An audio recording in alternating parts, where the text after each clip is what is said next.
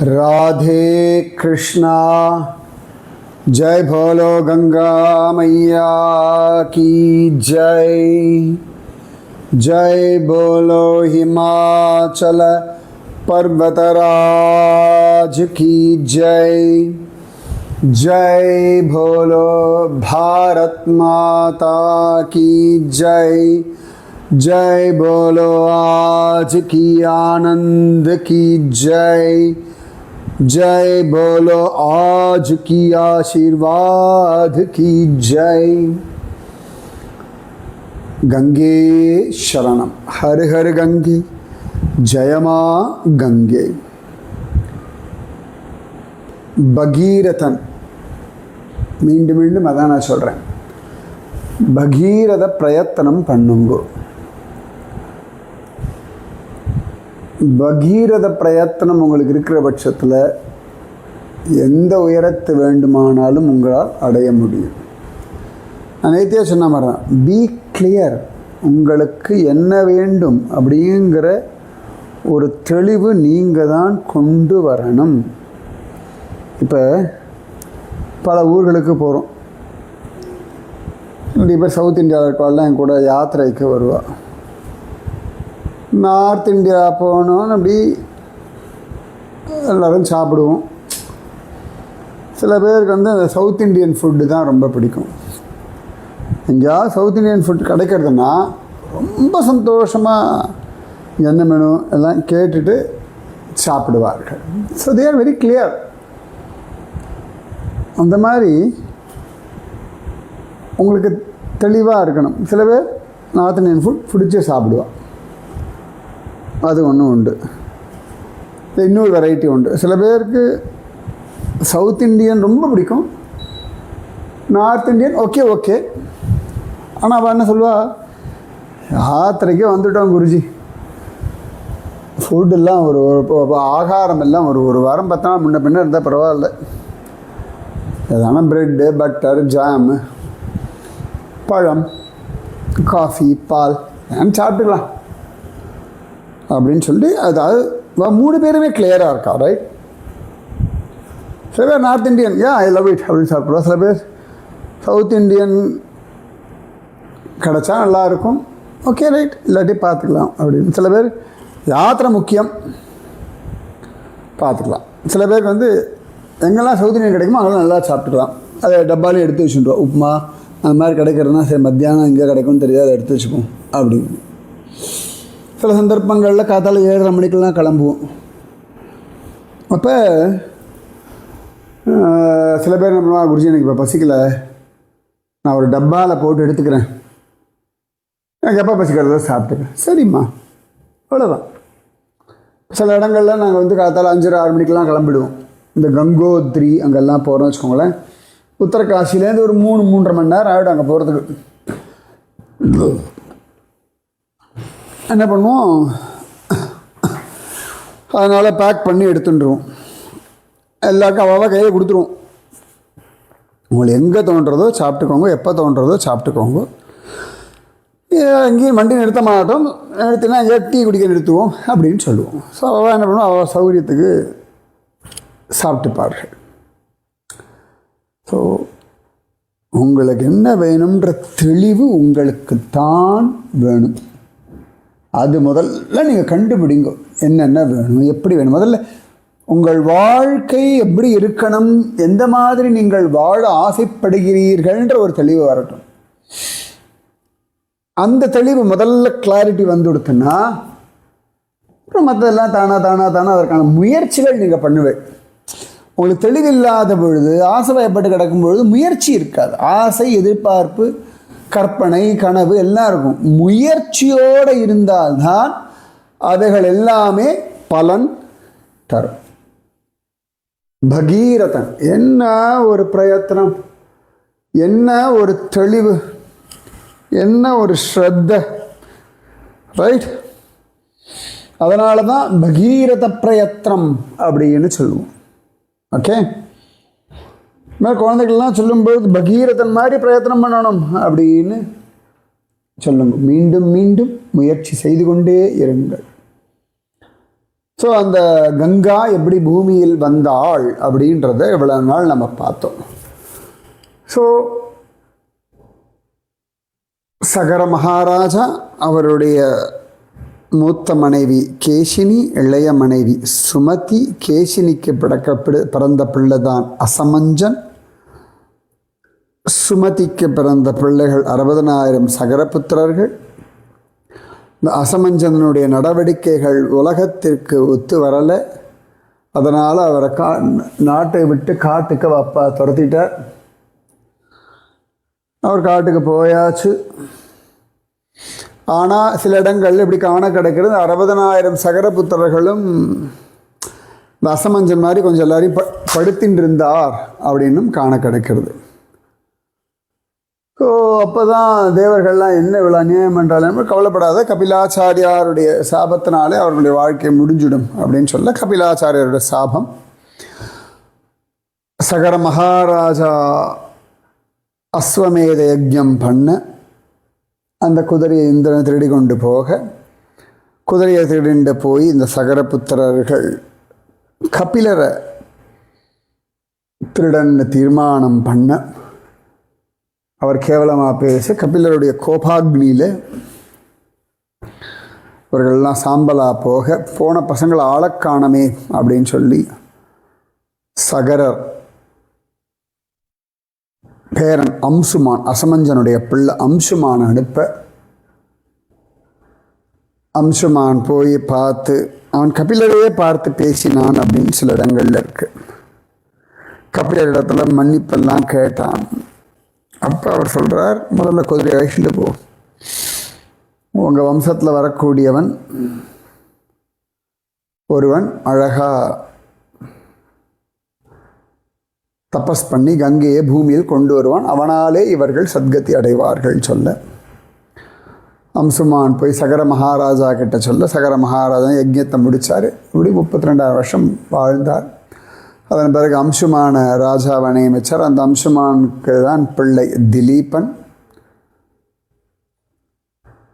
அம்சுமானும் பார்த்தார், அவர்களோட காலம் முடிஞ்சது. அப்புறம் திலீபனோட காலம் வந்தது. திலீபன் ராஜ்ய பரிபாலனம் எல்லாம் பண்ணார். ஆனால் ஆகாசத்துலேருந்து கங்கையை பூமிக்கு கொண்டு வர வழி தெரியலை. அவரும் போய் சேர்ந்தார். அடுத்ததாக பகீரதன் வந்தான், அழகாக தவம் செய்தார். 1000 வருஷங்கள் தபஸ் பண்ணி பிரம்மதேவர் காட்சி கொடுக்க, கங்கை வரணும்னு சிவபெருமானத்தில் பிரார்த்தனை பண்ண, அவர் தன் தலையில் கங்கையை தரித்து பூமியில் விடட்டும் சொல்ல, சிவபெருமான குறித்து இவன் 1 வருஷம் தபஸ் பண்ண, சிவபெருமான் பிரத்யக்ஷமாகி உன் ஆசைப்படியே கங்கையை பூமியில் விடுறேன்னு சொல்ல, கங்கையும் சிவபெருமான் தலையில் இறங்க, கங்கைக்கு தன்னுடைய வேகத்திலையும் சக்தியிலையும் ஒரு அகம்பாவம் இருக்க, சிவபெருமான் அதை அடக்குவதற்காக தன்னுடைய ஜடையிலேயே கங்கையை பிடிச்சி நிறுத்தி வச்சுட்டார். அவள் பூமிக்கு இறங்கவே இல்லை. அதன் பிறகு திரும்பியும் பல வருஷங்கள் பகீரதன் தபஸ் பண்ண, பகீரதன் தபஸில் மயங்கி அதுக்குள்ள கங்கையுடைய அகம்பாவம் அடங்கிடுத்து. அதன் பிறகு சிவபெருமான் தன் தலையிலிருந்து கங்கையை பூமியில் விட்டார். அது 7 பிரவாகமாக வந்ததுன்னு சொன்னேன். அதில் 6 பிரவாகங்களுடைய பெயரையும் சொன்னேன். 7ஆவதான பிரவாகம்தான் பகீரதன் பின்னாடி வந்தாள்னு சொன்னேன். இந்த கங்கை இறங்கினது எவ்வளோ அழகாக இருந்தது, எவ்வளோ அதிசயமாக இருந்தது, எப்படி தேவர்கள், கிண்ணறர்கள், கந்தர்வர்கள், யக்ஷர்கள் எல்லாரும் பார்த்து பிரமித்தார்கள்னு சொன்னேன். அப்போ அந்த கங்கையை பற்றி சொல்லும் பொழுது பாலகாண்டம் 43வது சர்க்கம் 27வது ஸ்லோகத்தில் சொல்லும் பொழுது, விஷ்ணு பாதாத் பரிப்ரஷ்டம் प्लावयित्वेन्दु मण्डलं तशङ्करशिरो भ्रष्टं भ्रष्टं भूमितले पुनः व्यरोचत तदा तोयं निर्मलं गतकल्मषं விஷ்ணு பாதாது பரிபிரஷ்டம், விஷ்ணு பாதத்திலிருந்து கிளம்பி, பிளாவயித்வா இந்து மண்டலம், சந்திரமண்டலத்தை தாண்டி, சங்கர சிரோபிரஷ்டம், பரமசிவனுடைய தலையிலிருந்து நழுவி அழகா புன பூமி தலே பிரஷ்டம், பூமியில் மறுபடியும் விழுந்து அந்த ஜலமானது அப்பொழுது தெளிவாகவும் பாவத்தை போக்கடிப்பதாகவும் விளங்கிற்றுன்னு ஒரு ஸ்லோகம். ஸோ ஆகாசத்துக்கு இந்த கங்கை போனால் அப்புறம் ஒரு ஸ்டேஜில் தான் அவர் எல்லா லோகங்களுக்கும் அவள் அங்கே சுற்றின்னு இருந்தா. அதாவது ஆகாசத்தில் அப்போ அங்கிருந்து அடுத்த லெவல் அவள் இறங்கியிருக்கா.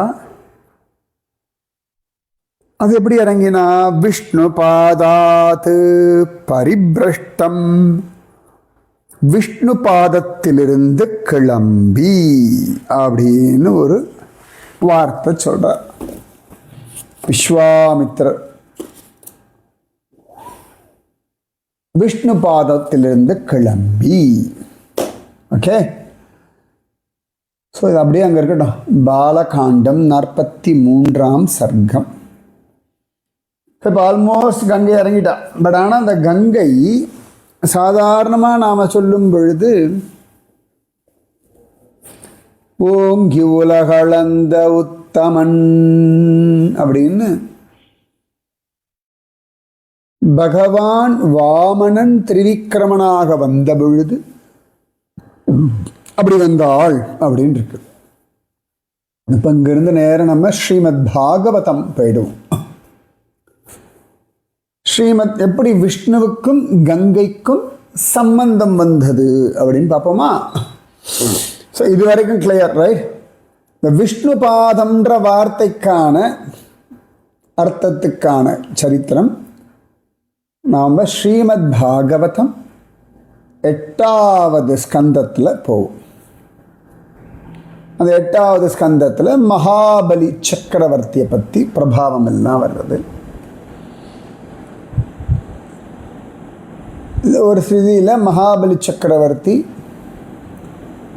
யாக யஜ்ஞாதிகள்லாம் ஸ்ரத்தையோடு பண்ணி பலவானாக ஆகி இந்திரலோகத்தையும் ஜெயிச்சு 3 லோகங்களையும் ஆளும்படியான பலவான ஆயாச்சு. அப்போ ப்ரஹஸ்பதி சொல்கிறார், இந்த இந்திர உள்ளிட்ட தேவர்களுக்கெல்லாம் இனி இங்கே இருக்க முடியாது, நீங்கள் தகுந்த காலம் வரும், ஹரியாலே இதெல்லாம் மாறும், அது வரைக்கும் வேறு எங்கேயாவது போய் இருந்துக்கோங்க அப்படின்னு சொல்ல அவர்கள்லாம் ஸ்வர்கலோகத்தை விட்டு காலி செய்து கொண்டு போயிட்டார்கள். மகாபலி சக்கரவர்த்தி யுத்தத்துக்கு வரும், அதுக்கு முன்னாடியே அவள் காலி பண்ணிட்டு போயிட்டா. ஸோ மகாபலியினுடைய கண்ட்ரோலில் இந்திரலோகம் வந்தாச்சு. அதெல்லாம் எங்கேயோ போய் உக்காந்துட்டா. இப்படியெல்லாம் ஆச்சு. அப்போ இந்த அதிதி,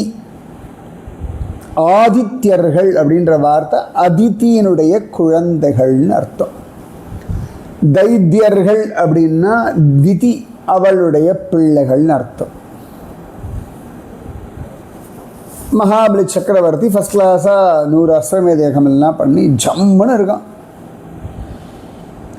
புபுஜே ஸ்ரீயம் ஸ்மிருத்தாம் த்விஜதேவோபலம்பிதாம் கிருதகிருத்யமிவாத்மானம் மன்யமானோ மகாமனாம். பிராமணர்களுடைய யாக யஜ்ஞாதிகளால் அடையப்பட்ட நல்ல சம்பிருத்தியான 3 லோக ராஜ்யலக்ஷ்மியை அடைஞ்சு எல்லாம் அடைஞ்சாச்சுன்னு ரொம்ப ஜாலியாக மகாபலி அழகாக அனுபவிச்சுட்டு வந்தான் அந்த 3 லோக ராஜ்யத்தை எல்லாம். அப்போ ஸ்வர்க்கம் எல்லாம் அசுரர்கள் அவளுடைய ஆக்கிரமத்தில் போயிடுத்து. அப்போ அதிதி தேவி, அதிதி வேற அதிதி வேற. அதிதி அதிதி அதிதி தேவோ பவ. அதிதி அப்படின்னா விருந்தாளின்னு அர்த்தம், விருந்தினர். அதிதி அப்படின்றது பெண்பால் பெயர். இந்த இந்திரன் உள்ளிட்ட தேவர்களுடைய தாயார். அந்த அதித்தியினுடைய கணவர் கஷ்யப முனிவர். ஏகதா கஷ்யபஸ்தஸ்யா ஆஸ்ரமம் பகவானகாத் நிருத்சவம் நிரானந்தம் சமாதேர்விரதச்சிராத். ஸ்ரீமத் பாகவதம் 8வது ஸ்கந்தம் 16வது அத்தியாயம். அப்போ ஒரு சமயம் பகவானாகிய கஷ்யப முனிவர் ரொம்ப நாள் தியானத்தில் இருந்தவர். ஒரு நாள் தியானத்தை விட்டு எழுந்து பார்க்குறார். அதிதி தேவியின் ஆசிரமம் அப்படியே ஒன்றும் ஆனந்தம் இல்லை, ஒரே டல்லாக இருக்குது, ஒன்றும் ஒரு குதூகலமே அங்கே இல்லை. உடனே அவள் வர வச்சு உட்கார சொல்கிறார். அவள் அழகாக உட்காந்து மனைவியை பார்த்துக்க, என்னமாச்சு, இன்னும் தர்மத்துக்கு ஏதானும் கஷ்டம் வந்துருத்தா, இல்லாட்டி உனக்கு வேண்டப்பட்டவா யாரும் இன்னும் யமனுடைய வாய்க்கு போகலையே, எல்லாம் கிடைக்குமே, உன்னோட கிரகதர்மத்தில் தான் குறை இருக்கா, இல்லாட்டி யாராவது உனக்கு அவமரியாதை பண்ணிட்டாளா, நீ ஏதோ வேலைக்கு வரும், நீ வேலை பண்ணிருக்கும்பொழுது பந்துக்கள் அப்போ நீ பிஸியாக இருந்தாலும் கவனிக்கிறதுனால அவள் கோச்சிட்டு போயிட்டாளா, அதனால் உனக்கு கவலையா, ஒருவேளை நான் வெளியூர் போயிட்டு இருந்த சமயத்தில் ஒருவேளை கொஞ்சம் சோம்பேறித்தனப்பட்டு தான் நீ ஹோமம் எல்லாம் பண்ணலையா, அப்புறம் கடைசியில் உன் குழந்தைகள்லாம் சௌக்கியம் தானே, உனக்கு இப்படிலாம் இருக்க மாட்டியே, ஒரு முக வாட்டம் எல்லாம் இருக்க, என்ன ஆச்சுமா சொல்லு. அதாவது இந்த குறிப்பறிதல் கணவனுக்கு தெரியணும். You should learn it. இதெல்லாம் நம்ம சனாதன தர்மத்தில் ரொம்ப அழகாக சொல்லி வச்சு, எவ்வளோ அழகாக கேட்குறா பாருங்க. என்ன சொல்லி தொலையன், உருன்னு இருந்தால் மூஞ்சி அதையும் வச்சுருந்தா அப்படி கேட்கப்படாது. அந்த கேட்குறதுலே அவளுக்கு சொல்லணும்னு தோணணும். நிறைய விஷயங்கள் இருக்குது. ஓகே, அவள் சொல்கிற விஷயத்துக்கு ஏற்ற மாதிரி அதை ஹேண்டில் பண்ணணும். நம்ம போய் இந்த தசரதன் மாதிரி ப்ராமிஸ் பண்ணி மாட்டிக்கப்படாது, அதுவும் உண்டு. ஸோ கஷ்யப்பர் எல்லாரும் கேட்டவுடனே அதித்தி சொல்கிறா, நீங்கள் தான் கூட இருக்கல, எனக்கு என்ன ஒரு குறையும் இல்லை, அவங்களால எல்லாம் எனக்கு சாதிச்சு தர முடியும், இந்த மாதிரி என் பிள்ளைகள் எல்லாரையும் சொர்க்கலோகத்தையும் துரத்திட்டா, அதனால் எனக்கும் சொர்க்கத்தில் லோகத்தில் இடம் இல்லை, ஜாலியாக பசங்களோடு இருந்தேன், என்ன பண்ண எனக்கு புரியலை. யதா தானி புனசாது பிரபத்யேரன்மமாத்மஜாஹ ததா விதேஹி கல்யாணம் தியா கல்யாண கிருதம். சாதுவே, எல்லாருக்கும் நல்லது பண்ணக்கூடிய சக்தி உடையவர், மய ஆத்மஜாக, என் பிள்ளைகளான தேவர்கள் மறுபடியும் சொர்க்கத்தை அடைஞ்சு எப்படி நிம்மதியாக இருப்பாளோ அதற்கான வழியை கொஞ்சம் யோசிச்சு சொல்லுங்கோளே, அதுக்கு என்ன பண்ணலான்னு சொல்லுங்கோளே. ஸ்ரீ சுக உவாச ஏவமப்யர்த்திதோ அதித்யாஹ கஸ்தாமாஹ ஸ்மயன்னிவ அஹோ மாயா பலம் விஷ்ணோஹ ஸ்நேகபத்தமிதம் ஜகத். அப்படி அதித்தி தேவி சொன்னவன கஷ்யபர் சிரிச்சார். விஷ்ணுவுடைய மாயாபலம் அசாத்தியமானது. இந்த பிரபஞ்சம் முழுக்க ஸ்நேகத்தில் கட்டப்பட்டிருக்கு, பாசத்தில் அப்படியே கண்ணாபின்னான்னு மாட்டின்னு இருக்கு. அதுதான் அர்த்தம். क्व देहो भौतिकः अनात्मा क्व चात्मा प्रकृते परः कस्य के पतिपुत्राद्याः மோக ஏவஹி காரணம். அனாத்மா பௌதிக தேக க. பஞ்சபூதங்களாலான சரீரம் எங்க? பிரகிருதிக்கு அப்பாற்பட்டதான சேத்தனமான ஆத்மா எங்க? அப்பயும் சொல்கிறதான், உடம்புன்றது ஒரு மிஷின். அது ஆண் மிஷின், பெண் மிஷின், 2 மிஷின். இது உள்ள இருக்க இந்த மிஷின் எப்போ வேலை செய்யணும்? அது உள்ளுக்குள்ளே இருக்கக்கூடிய ஆத்மா இருக்கிற வரைக்கும் வேலை செய்யும். இப்போ நாமெல்லாம் 1000 வேலைகள் பண்ணிகிட்டு இருக்கோம், பேசுகிறோம், படிக்கிறோம், எழுதுகிறோம், நடக்கிறோம். ஒருத்தர் ஒரு வேலைக்கு போயிட்டு இருக்கா. உள்ளுக்குள்ளே இந்த ஆத்மாவாகிய நாம் இருக்கிற வரைக்கும் இந்த உடம்புக்கு எல்லா வேலையும் நடக்கும். இப்போ அடிபட்டால் கூட உள்ளுக்குள்ளே ஆத்மா இருக்கிற வரைக்கும் அந்த உடம்பை சரி பண்ணுறதுக்கான சான்சஸ் உண்டு, முயற்சி எல்லாம் பண்ணலாம். சரீரத்துலேருந்து ஆத்மா போயிடுது, அதுக்கப்புறம் அதை பேச வைக்கலாம் முடியாது, நடக்க வைக்கலாம் முடியாது. உள்ள ஆத்மா இருந்தால் மட்டும் தான் நடக்கும். ரைட்? அப்போ பஞ்சபூதங்களாலான சரீரம். பஞ்சபூதங்கள் என்னென்ன சொல்லுங்க? நிறைய சொல்லியிருக்கேன். பிரகிருதிக்கு சம்பந்தம் இல்லாத, பிரகிருதியை காட்டிலும் உயர்ந்ததான ஆத்மா எங்க? இல்லை, யாருக்கு யார் புருஷன், யார் பிள்ளை, எல்லாத்துக்கும் அஜ்ஞானம் தான் சம்பந்தத்துக்கெல்லாம் காரணமாக இருக்கு. क्व देहो भौतिकः अनात्मा क्व चात्मा प्रकृते परः कस्य के पतिपुत्राद्याः मोह एव हि कारणம். எல்லாத்துக்கும் ஒரு பாசம், மோகம், இதுதான் காரணம். சரி, தத்துவம் தெரிஞ்சிருக்கு சொல்கிறார், சிரிக்கிறார். ஆனாலும் உபதிஷ்டஸ்வ புருஷம் பகவந்தம் ஜனார்தனம் சர்வபூத கிருஹாவாசம் வாசுதேவம் ஜகத்குரும். சர்வபூத குஹாவாசம் வாசுதேவம் ஜகத்குரும். எல்லா பிராணிகளுடைய குகையில் வசிக்கும் ஜகத்குருவான வாசுதேவனான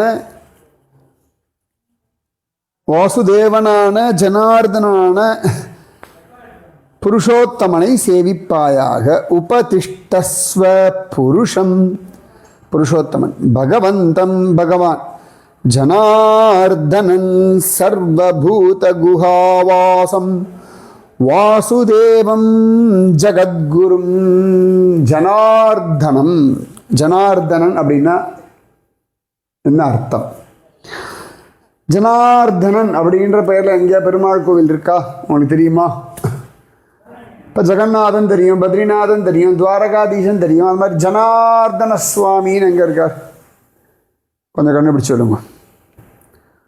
ஸோ அதித்தி தேவி இப்படி புலம்பினவொன்னே கஷ்யப்பர் சொல்கிறார், குகையில், எல்லா பிராணிகளுடைய குகையில், ஹிருதய குகையில், ஹிருதயத்துக்குள்ளே வசிக்கும் லோகாச்சாரியனான வாசுதேவனான ஜனார்தனான பகவான் ஆகிய புருஷோத்தமனை சேவிப்பாய் அப்படின்ட்டார். சொல்லிட்டு ரொம்ப அழகா சொல்றார். ச விதாஸ்யதீதே காமான் ஹரிர் தீனானு கம்பணஹ அமோகா பகவத் பக்திஹி நேதரேதி மதிர்மம தீனானுகம்பனக. தீனர்களிடத்திலே அனுகம்பனக, தயை காட்டக்கூடிய அந்த நாராயணன் உனக்கு வேண்டிய இஷ்டங்களை உண்டு பண்ணுவா. பகவத் பக்தி மோகாஹா, பகவத் பக்தி வீணாகாது. அமோகா பகவத் பக்தி. அமோகா, அமோகம் அப்படின்னா வீண் போகாதுன்னு அர்த்தம். அமோகா பகவத் பக்தி, இந்த வார்த்தை ஞாபகம் வச்சுக்கோங்க. நாராயணத்தில் வச்ச பக்தியானது வீண் போகாதும்மா. அமோகா பகவத் பக்தி. எப்பெல்லாம் பக்தியில் டல்லாகிறதோ, பக்தியில் நம்பிக்கை குறையிறதோ, பக்தி ட்ரையாக தோன்றதோ, அப்போதெல்லாம் அமோகாஹா பகவத் பக்தி ஞாபகம் வச்சுக்கோங்க. யார் சொல்கிறது? கஷ்யப்பர் சொல்கிறார். அமோகா பகவத் பக்தி ந இதரேதி மதிர்மம மற்றதெல்லாம் விட பக்தி, சத்திய பக்தி வீண் போகாதது. சவிதாஸ்யதி தே காமான் ஹரிர்தீனானுகம்பணஹ அமோகா பகவத் பக்தி ந இதரேதி மதிர்மம அப்படின்னு சொல்லி அதித்தி கிட்ட சொல்றார். ஸோ நாம் இன்னைக்கு என்ன பார்த்தோம்? விஷ்ணுவோட சம்பந்தமாக கங்கைக்கு அப்படி வந்தது, அதுதான் மெயினாக பார்த்துட்டு இருக்கோம். ஓகே, அதில் என்ன பார்த்தோம்? அழகா மகாபலி சக்கரவர்த்தி யாக யஜ்ஞாதிகள் எல்லாம் செய்து சொர்க்கலோகத்தை எல்லாம் அடைஞ்சுட்டான். தேவர்கள் வேற வழி இல்லாமல் அங்கிருந்து நகர்ந்து சில காலங்கள் இப்படி ஆயிடும். பிரகஸ்பதி தேவர்களுடைய குரு சொல்லிட்டார், ஒன்றும் பண்ண முடியாது, இப்போதைக்கு அவனுக்கு புண்ணிய பலம் இருக்கு, அவன் நல்ல பலவானாக இருக்கான், கொஞ்ச நாள் நீங்களாம் பக்தி பண்ண எங்கேயாவது இருங்கோ, அப்புறம் பார்த்துக்கலாம், காலம் வரும் காலம் மாறும்னுட்டார். அவெல்லாம் இப்போ எங்கேயோ இருக்கா. அப்போ அதித்தி தேவி அதித்தி தேவி வருத்தத்தில் இருக்கா. அப்போ அவளுடைய கணவன் ரொம்ப நாள் தியானத்தில் இருந்தவர் கஷ்யப்பர் வந்தார். மனைவியை பார்த்தார், என்னம்மா வருத்தம், என்னெல்லாம் கேட்டார். கடைசியில் ஒரு விஷயத்தெல்லாம் சொன்னோன்னே சிரிக்கிறார். யாருக்காக வருந்துறார், என்னமோ தன் புத்திரன் எல்லாம் சொல்கிறார். ரைட், எல்லாம் விஷ்ணு மாயை அப்படின்னு சொல்லிட்டு பகவத் பக்தி பண்ணு, ஹரிபக்தி பண்ணு, அமோகா பகவத் பக்தி அப்படின்னு சொல்லி பகவத் பக்தி ஆனது வீண் போகாததுன்னு சொல்லிட்டார். ஸோ ராமாயணத்துலேருந்து பாகவதம் வந்திருக்கோம் நாம் கங்கா மகிமையில். ராதே கிருஷ்ணா. கங்கே சரணம். ஹர ஹர கங்கே, ஜயமா கங்கே. जय बोलो कश्यप महाराज की जय. जय बोलो भगीरथ महाराज की जय. जय बोलो अदिति देवी की जय. जय बोलो गंगा मैया की जय. गंगा मैया, मैया ना अम्मा अर्थ, गंगा माता की जय. जय बोलो हिमाचल पर्वतराज की जय. जय बोलो आज की आनंद की जय. जय बोलो आज की आशीर्वाद की जय. जय बोलो भारत माता की जय. राधे कृष्णा.